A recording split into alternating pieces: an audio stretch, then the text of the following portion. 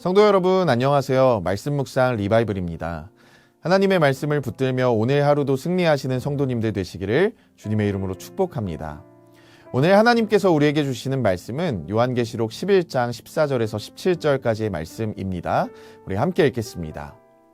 둘째 화는 지나갔으나 보라 셋째 화가 속히 이르는도다.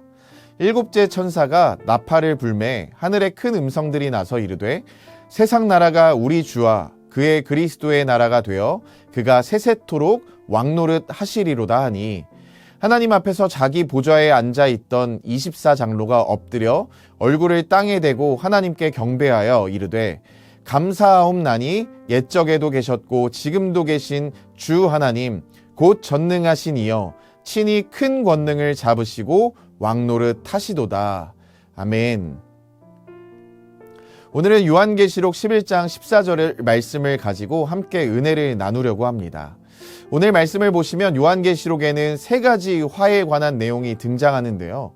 첫째 화는 다섯 번째 나팔 재앙이 끝나자마자 9장 12절에서 첫째 화가 지나갔다라고 기록하고 있습니다. 그리고 둘째 화는 여섯 번째 나팔 재앙이 끝나고 등장하는데요. 재미있는 점은 10장부터 11장 13절까지의 교회의 사역, 증인들의 이야기가 나오고 나서 그리고 11장 14절에 가서야 둘째 화가 지나갔다라고 선언하고 있다는 것입니다. 왜 둘째 화의 선언이 지연되었을까요? 그 이유는 하나님께서 세상이 회개하고 주님께 돌아오기를 간절히 바라시는 마음이 담겨있기 때문이라고 말씀드릴 수 있습니다. 재앙은 단순히 무서운 벌을 내리시는 것이 아니라 세상이 하나님께 돌아오기를 원하시는 주님의 마음이 담긴 외침이라는 것입니다. 증인들의 사역을 통해서 하나님께 영광을 돌리고 주님께 돌아오는 사람들이 생겼다라는 것이 어제까지의 말씀의 내용이었습니다. 그리고 오늘은 세 번째 화를 다루고 있는데요.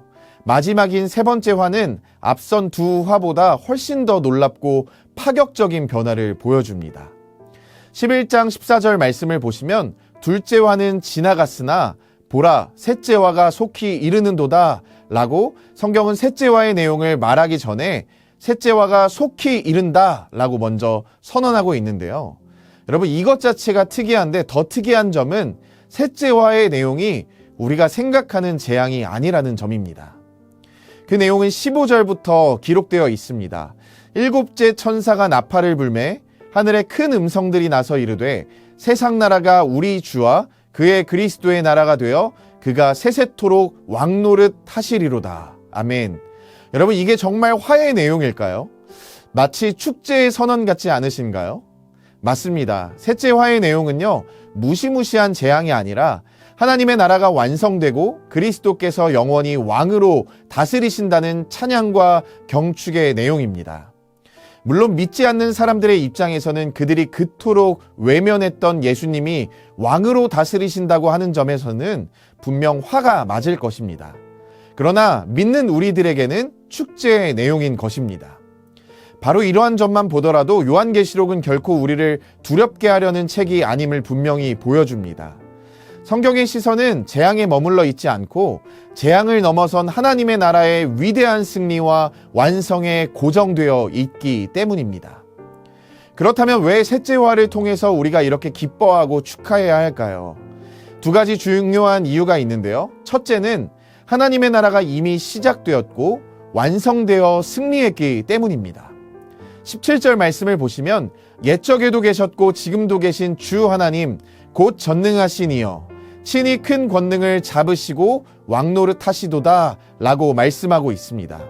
마치 미래는 이미 과거가 되었다 라는 말처럼 하나님 나라의 승리가 이미 확정된 사실이라는 거죠. 우리는 이 사실 때문에 기뻐할 수 있다는 것입니다. 또 두 번째로 셋째 화가 시작될 때 하늘 성전이 열리고 언약궤가 보이는 장면을 성경이 기록하고 있는데요. 언약궤는 구약시대의 하나님의 임재를 상징하는 중요한 물건입니다.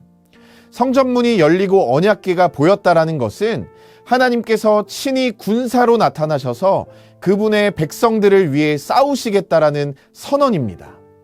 하나님을 대적하는 모든 세력은 완전히 무너질 것이고 하나님의 최종적인 심판이 악의 세력들을 향해서 계속될 것을 암시하는 장면인 것입니다.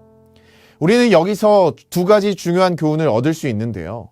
먼저는 하나님의 큰 그림을 기억하는 것으로 인내해야 한다는 것입니다.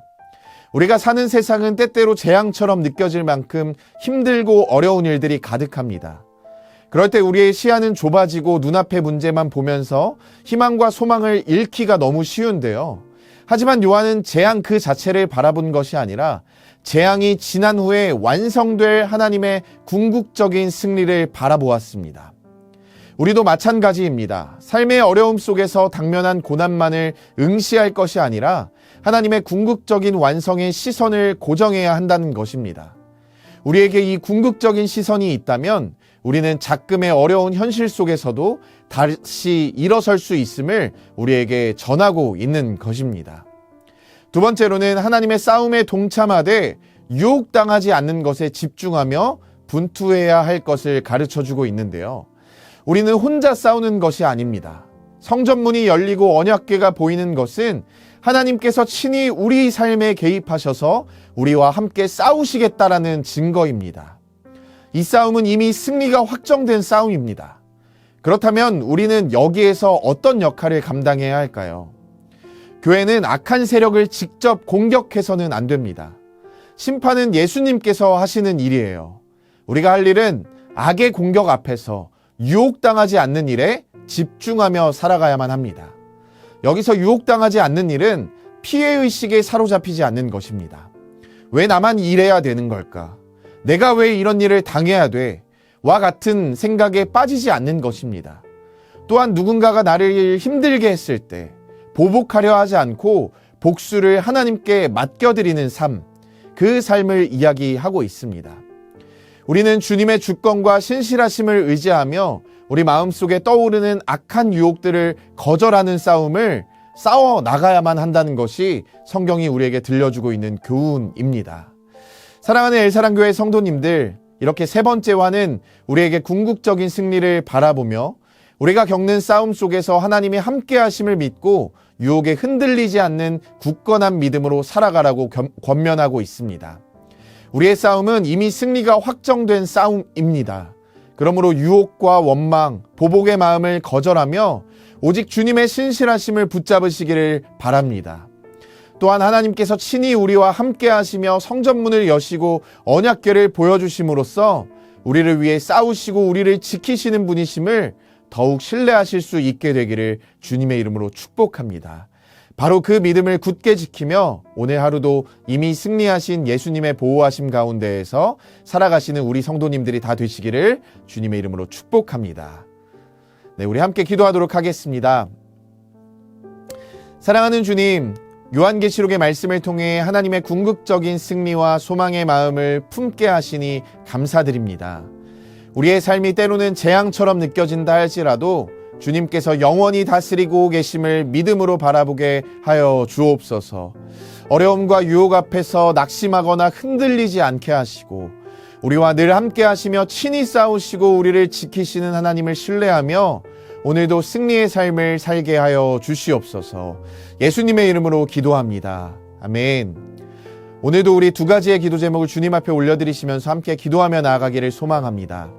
먼저는 어떤 상황 속에서도 하나님의 승리를 믿고 주님의 신실하심을 붙드는 믿음을 우리에게 허락하여 달라고 기도하며 나아가기를 소망하고요.